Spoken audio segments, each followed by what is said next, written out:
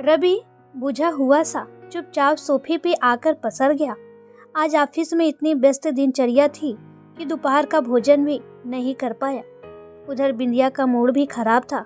जब से रवि की माँ आने की खबर सुनी है, बिंदिया सीधे मुंह बात भी नहीं कर रही। रवि असमंजस में था कि क्या करे। माँ 10 दिन से बीमार है। मोहल्ले से पप्पू चाचा का फोन आया था। कहते थे बेटा भाभी बहुत बीमार हो गई है, साथ ही ले जाओ। यहाँ एक पेट के लिए ढंग से बनाती खाती भी नहीं है। भैया को याद करती रहती हैं। तुम सबके साथ रहेंगी तो ठीक रहेंगी।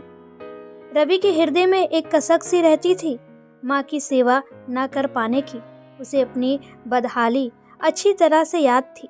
पिताजी तो 2 वर्ष के रवि को छोड़कर गुजर गए थे। माँ का जवानी में विधवा।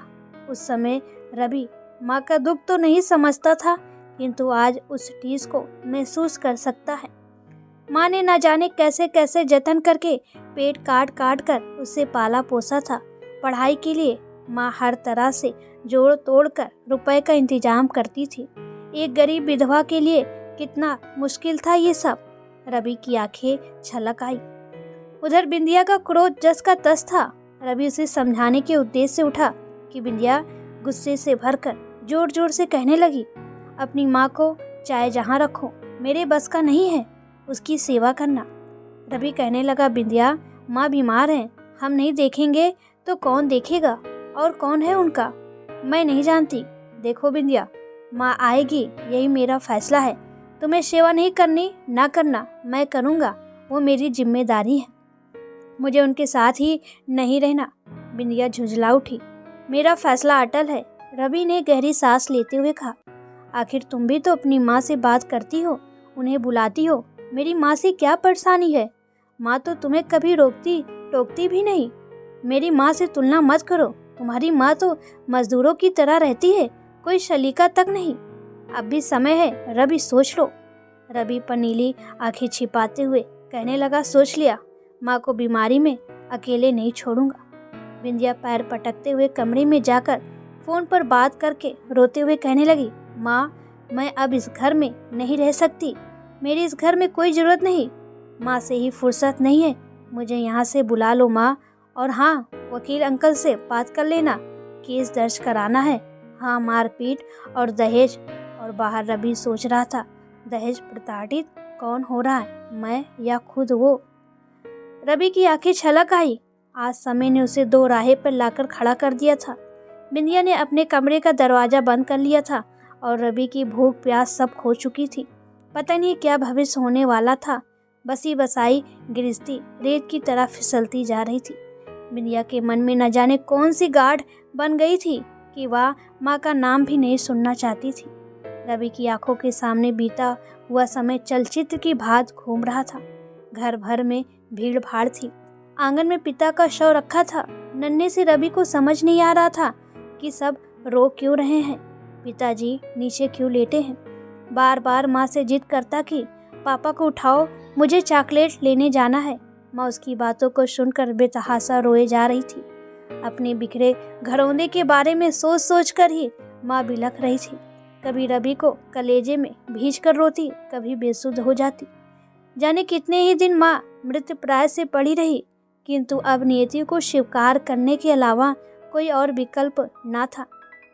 धीरे धीरे माँ अपनी समान दिनचर्या में व्यस्त होने लगी, किंतु उनके भीतर का आनंद उल्लास उत्साह समाप्त हो गया था। और जो बाकी था वो था अपने पति की धरोहर, उनकी स्मृति यानी रवि को सजोने संवारने का संकल्प। उनके लिए अपने पति के प्रति निष्ठा में रत्ती भर भी कमी नहीं आई थी। नरते रिश्तेदारों ने लाख समझाया कि अभी उम्र ही क्या है, सारी उम्र पड़ी है, दूसरी शादी कर लो।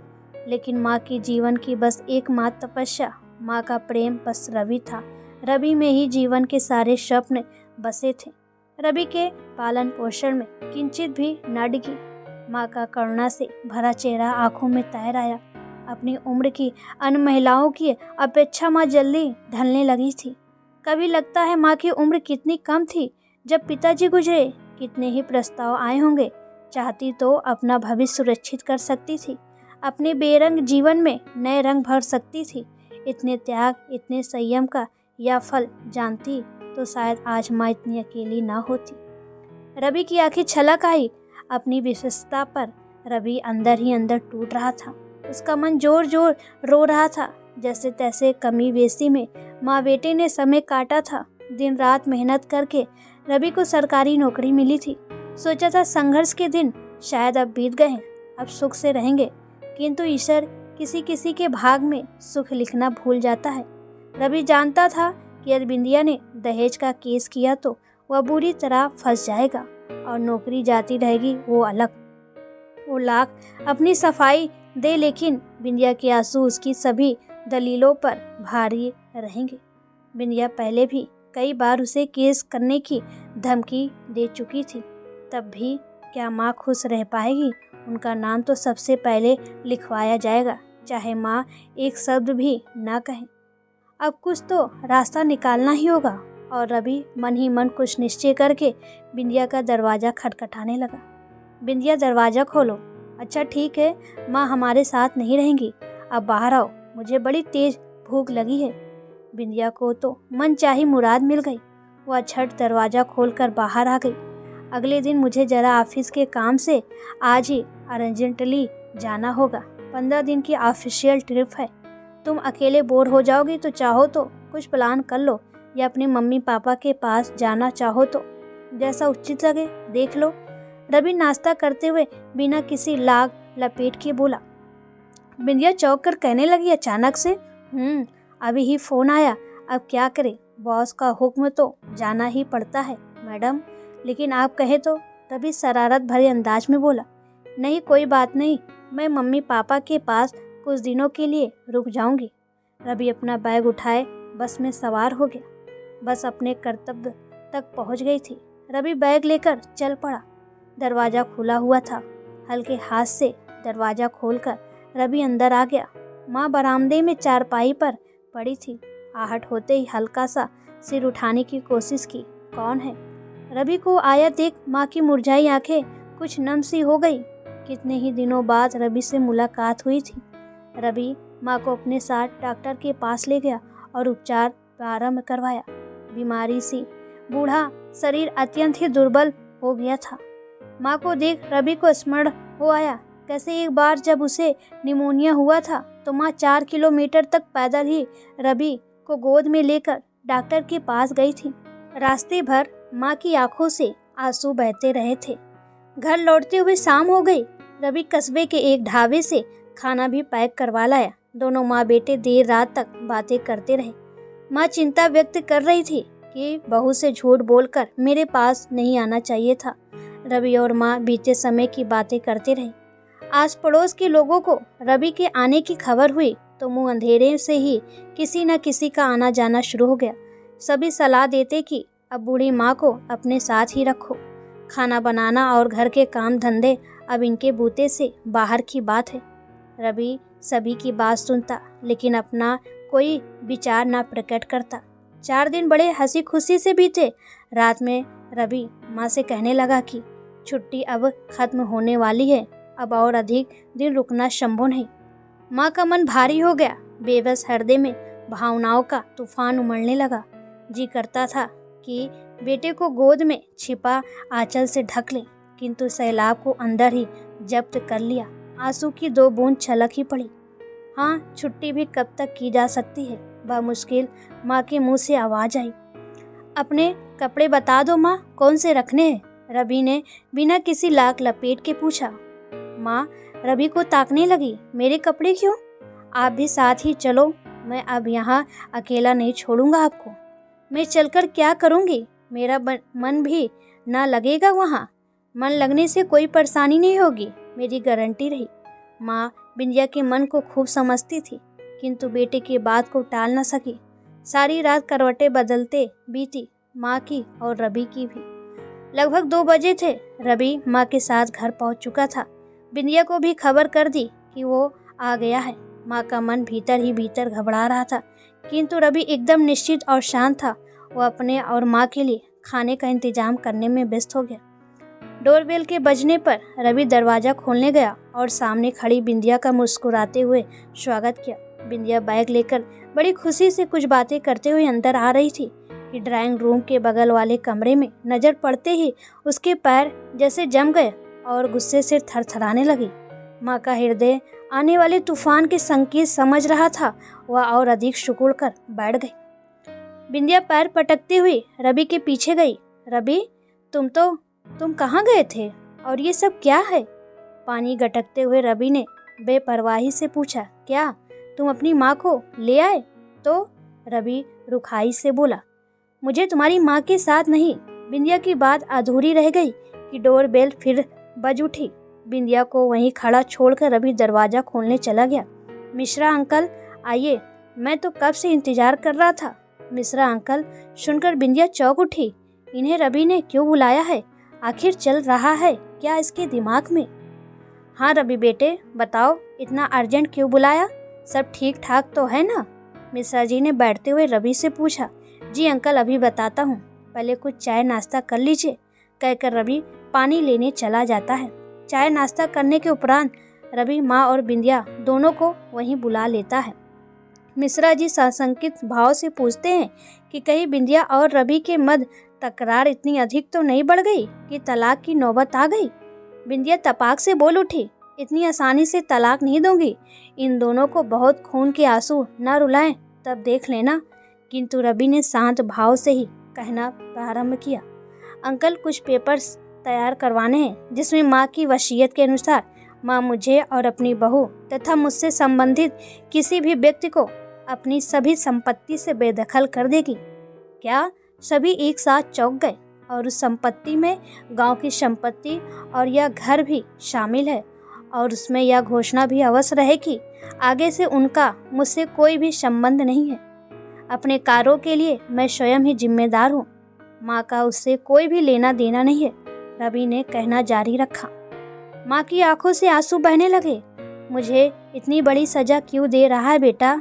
इससे अच्छा तो मैं गांव में ही अच्छी थी।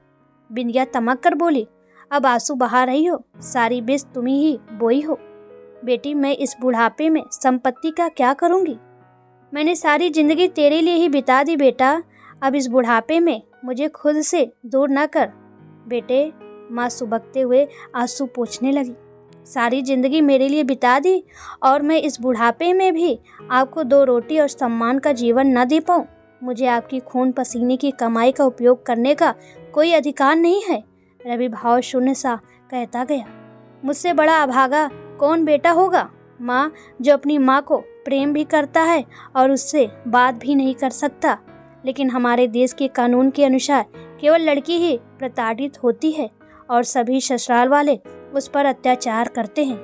मुझ जैसे मजबूर बेटे और तुम्हारी जैसी माँ के अधिकार का कोई प्रावधान नहीं है। मेरे दुर्भाग्य की छाया तुम्हारे ऊपर न पड़े, इसलिए मैं चाहता हूँ कि तुम ये घोषणा कर दो कि तुम्हारा मुझसे कोई नाता नहीं है। कहकर रवि शांत हो गया। मिश्रा जी की अनुभवी नजरें परिस्थिति को भांप चुकी थी। उन्होंने ठहराव के साथ कहना आरंभ किया। रवि, संपत्ति से बेदखल तो कर ही दिया जाएगा, लेकिन इनका कोई न कोई वारिस तो नियुक्त करना ही पड़ेगा। जी अंकल, मैंने वो सब कुछ सोच समझ रखा है। एक वृद्धाश्रम इस घर में बनाया जाएगा और माँ के न रहने पर भी यह घर एक वृद्धाश्रम ही रहेगा। और अंकल, मैं चाहता हूँ कि कागज आज या कल तक तैयार हो जाए। सभी हतप्रभ से रवि को देखते रह गए। चलो बिंदिया, जो कुछ भी हमारी कमाई का है पैक कर लो, अगर मेरे साथ रहना चाहो तो, और अगर नहीं तो कोर्ट के रास्ते तो तुम्हारे लिए खुले ही हैं। मैं तुम्हारे हर फैसला मानने को तैयार हूँ। और हाँ, मैंने अपना वादा पूरा कर दिया है कि हम माँ के साथ नहीं रहेंगे। बिंदिया हतप्रभ रह गई। उसे इस तरह से पासा पलटने की उम्मीद बिल्कुल भी नहीं थी। मिश्रा अंकल ने रवि को सुझाव दिया कि 2-4 दिन सोच समझकर आपस में बातचीत कर लो, कोई आपसी हल निकाला जाए तो बेहतर होगा। बिंदिया ने झट हामी भर दी, किंतु रवि जल्दी से जल्दी पेपर्स तैयार करवाना चाहता था।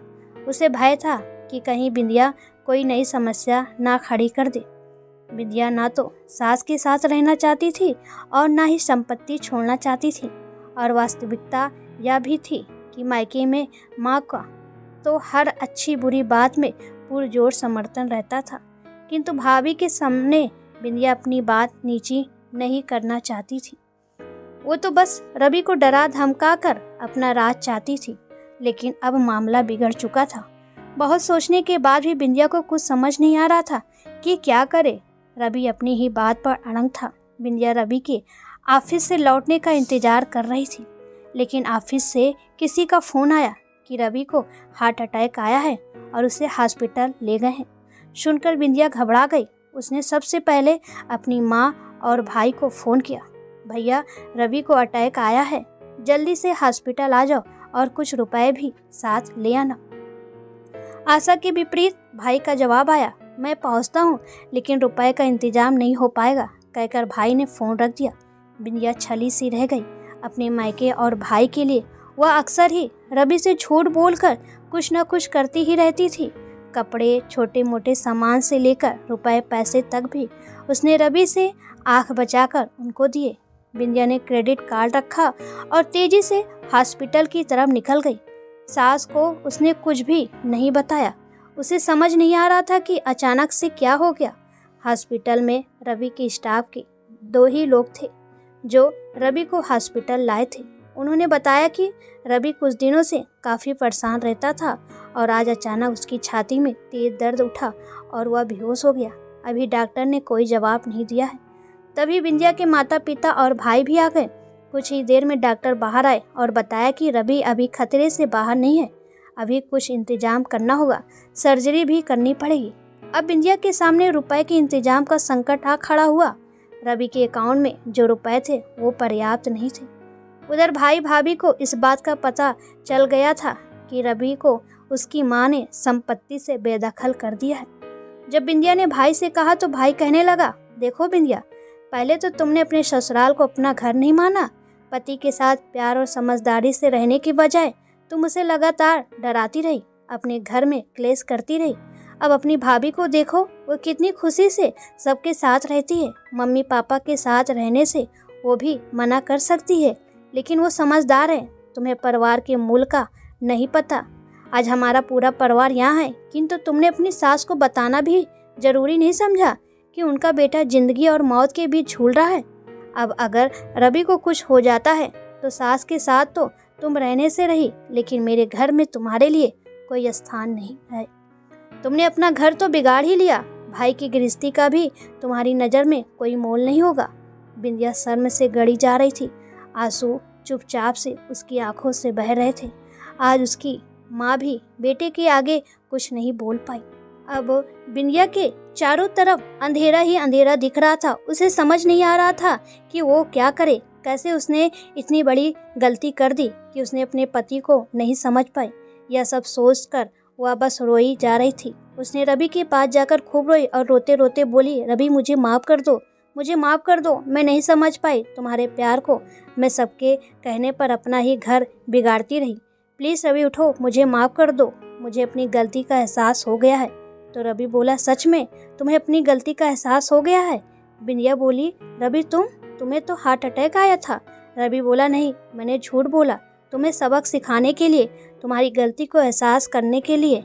भगवान का शुक्र है आज तुम्हें अपनी गलती का एहसास हुआ और तुम्हें पता चला कि एक औरत का जब खुद का घर सही नहीं होता है तो हर जगह उसे तिरस्कार ही मिलता है। बिंदिया बोली, रवि सच में मुझे माफ़ कर दो, मुझे अपनी गलती का एहसास हो गया है। रवि बोला, कोई बात नहीं, मैं तुम्हें माफ़ करता हूँ, लेकिन असली माफ़ी के हकदार तुम उनसे माफ़ी मांगो जिसकी तुम गुनहगार हो। बिंदिया बोली, मैं कुछ समझी नहीं। रवि बोला, मेरी माँ, जब तक तुम्हें मेरी माँ से माफ़ी नहीं मिलेगी तब तक मैं तुम्हें भी माफ़ नहीं कर सकता। बिंदिया बोली, चलो फिर ना घर। रवि और बिंदिया दोनों घर जाते हैं। माँ अचानक रवि और बिंदिया को साथ में देखकर चौंक जाती है। तो बिंदिया बोलती है, माँ जी मुझे माफ़ कर दीजिए, मुझे अपनी गलती का एहसास हो गया है। दोस्तों, माँ का दिल तो बड़ा ही होता है। माँ ने बिंदिया को माफ़ कर दिया और फिर बिंदिया, रवि और माँ साथ में सभी खुशी खुशी रहने लगे। दोस्तों, इस कहानी से यही सीख मिलती है कि शादी के बाद एक लड़की का उसका पति, ससुराल ही सब कुछ होना चाहिए। अगर ससुराल में इज्जत नहीं मिली तो आपको कहीं भी इज्जत नहीं मिल सकती है। आपकी क्या राय है इस कहानी को लेकर? प्लीज़ कमेंट में हमें ज़रूर बताएं।